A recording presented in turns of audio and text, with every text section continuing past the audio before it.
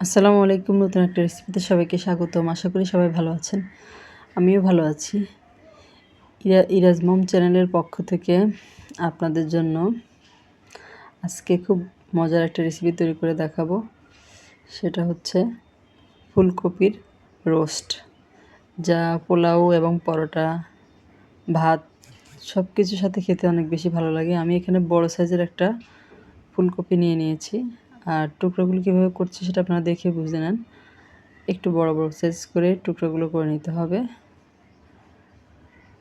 এই যে আমি এভাবে করে নিচ্ছি। আর একদম নিচে যে শক্ত অংশটা আছে ওটা আমি কেটে ফেলে দিয়েছি। এইভাবে টুকরো করে কেটে নিয়েছি, ধুয়ে নিয়েছি, পরিষ্কার করে পানি ঝরিয়ে নিয়েছি। আর এখানে আমি প্রথমে স্বাদ অনুযায়ী লবণ দিয়ে দিব। আর লবণটা একটু একবারে পারফেক্টভাবে দেওয়ার চেষ্টা করবেন, এতে করে রোস্টটা বানানোর পরে খেতে ভালো লাগবে। এরপরে আমি এখানে দেখতে ভালো দেখানোর জন্য সামান্য একটু হলুদের গুঁড়া দিয়েছি। আপনারা যদি রোস্টের মধ্যে হলুদ পছন্দ না করেন সেক্ষেত্রে না দিলেও হবে। আর 2 চা চামচ থেকে একটু বেশি মরিচের গুঁড়া দিয়েছি আমি। দিয়ে হাত দিয়ে খুব ভালো মতো মেখে নিব ফুলকপির সাথে। ওটা আমি এক পাশে রেখে দিলাম। এখানে আমি 3টা বড় সাইজের পেঁয়াজ এরকম মোটো করে কেটে নিয়েছি। আর বড় সাইজের 2টা টমেটো টুকরো করে নিয়েছি। এটা আমি পেস্ট তৈরি করে নেব। আপনারা চাইলে পাটায় বেটে নিতে পারেন। চুলায় একটা প্যান বসিয়ে দিয়ে প্যানটা যখন গরম হয়ে যাবে তখন আমি কিছু তেল দিয়ে দিলাম। তেলটা গরম হলে আমি কিছু ফুলকপি দিয়ে দিব। দিয়ে একটু লালচে করে এপিট ওপিট করে ভেজে নেব। একবারে হাই হিটে এটা করতে যাবেন না, মিডিয়াম হিটে করবেন। সেক্ষেত্রে খুব সুন্দর মতো ভাজা হবে, অনেকটাই সিদ্ধ হয়ে যাবে। আর অবশ্যই একটা লাইক দিয়ে পুরো রেসিপিটা জুড়ে আমার সাথে থাকবেন, তাহলে আপনাদের কোনো কিছু স্কিপ হবে না। বাসায় আপনারা যখন তৈরি করবেন তখন ঠিক আমার মতোই হবে। আমি সবগুলো ফুলকপি একইভাবে ভেজে নিয়েছি। পুরোটা আর দেখালাম না, ভিডিওটা বড় হয়ে যায়।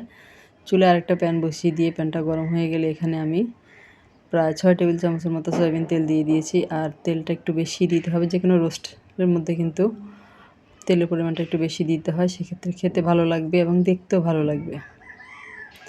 যে কোনো জিনিস রান্নার পরে কিন্তু খাবারটা হচ্ছে পরে যদি দেখতে ভালো না লাগে তাহলে কিন্তু খাওয়ার প্রতি এত আগ্রহ থাকে না। যেটা আমি ভেজে নিয়েছি। এর সাথে আমি অফ ক্যামেরায় আপনাদেরকে দেখাতে পারিনি 3টা নতুন আলু চামড়া ছিলে এরকম আস্ত লবণ হলুদ মাখিয়ে, মরিচ একটু মাখিয়ে আমি এটাও ভেজে নিয়েছি ফুলকপির সাথে। আর এখানে আস্ত গরম মশলা দিয়ে দিলাম, এলাচ, দারচিনি, লবঙ্গ।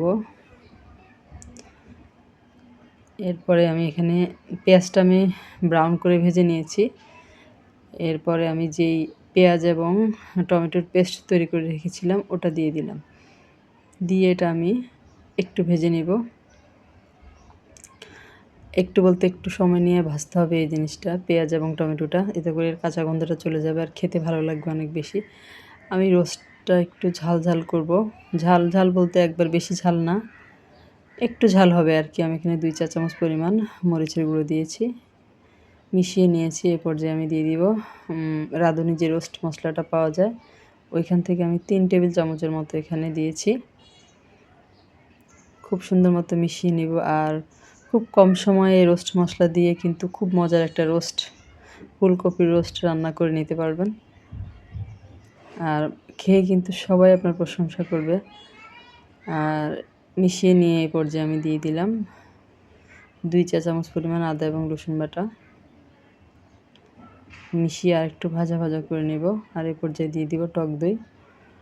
আর টক দই দিব আমি এখানে প্রায় 3 টেবিল চামচের মতো টক দই দিয়েছি।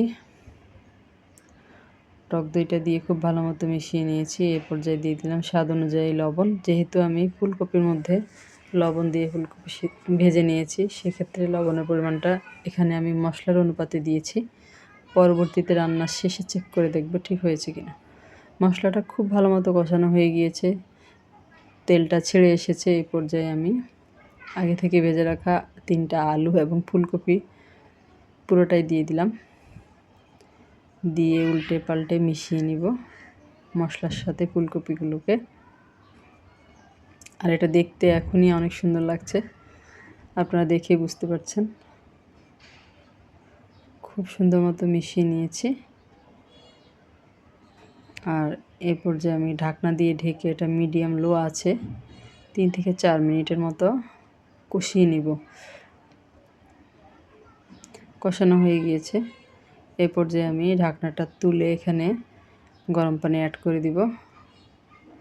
আর আপনারা চাইলে এখানে কিন্তু দুধও ব্যবহার করতে পারেন, লিকুইড দুধ, তাতে করেও কিন্তু এটা খেতে অনেক ভালো লাগবে। আমি আর দুধ ব্যবহার করলাম না, আমি আজকে গরম পানি দিয়ে এটা রান্না করে নিব। পরিমাণ মতো গরম পানি দিয়ে দিলাম। গরম পানি দিয়ে সব কিছু একসাথে খুব ভালো মতো মিশিয়ে নিব।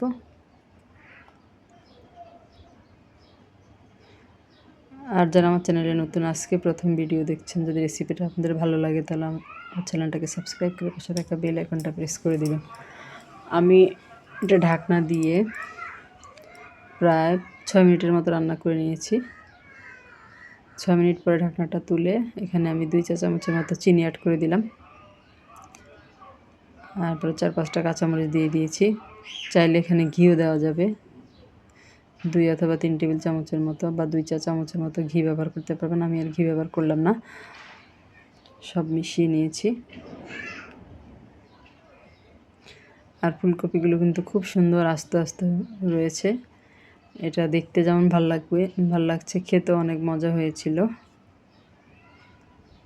রান্নাটা কিন্তু আমার হয়ে গিয়েছে। আর এই পর্যায়ে আমি একটু স্প্রিং অনিয়ন অর্থাৎ পেঁয়াজ পাতা দিয়ে দিলাম, একটু উপরে ছিটিয়ে দিলাম আর কি।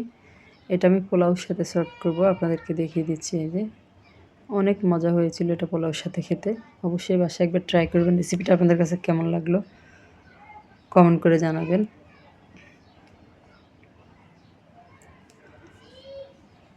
আর লাইক, কমেন্ট, শেয়ার, সাবস্ক্রাইব করে আমার পাশে থাকবেন। আজ এ পর্যন্তই। আল্লাহ হাফেজ।